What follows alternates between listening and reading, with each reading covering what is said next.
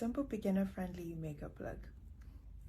Skincare is so important, so make sure you start off your makeup look on moisturized, hydrated skin. Primer. This is a hydrating primer. I love starting off with something that's super moisturizing for my base. We're going to apply that everywhere.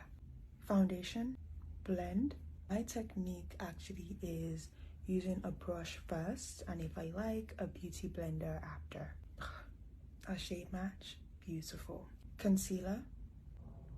But when I first started makeup, I always started really simple and never did too much. We're just gonna make sure we use a little amount and blend out properly. Now, because I'm keeping this beginner friendly, I'm also not going to be contouring. And with that in mind, we're gonna make sure we don't spread this concealer so far and wide. So we just keep it where we need to brighten and kind of like waken up. Another tip is using your foundation brush and just dabbing over those areas, but mostly the corners, so there are no harsh lines. This is actually a perfect way to make sure your concealer is blended in nicely. So I'm just dabbing. Again, we are not moving the position of the products, we are just blending out. One of my favorite things to do is using a beauty blender. This is a damp one. It takes off that excess. It actually takes off some of the shine as well, and it leaves you with such a flawless base. Powder.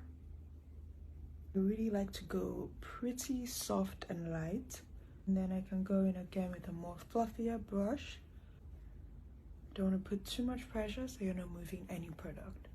Brows, so I'm making sure to comb it in place. You could use a brow gel if you want, and I'm using a brow pencil to fill in my brows, following my brow shape, and then we go back in with our spoolie, our brow brush, to make sure everything's nicely blended.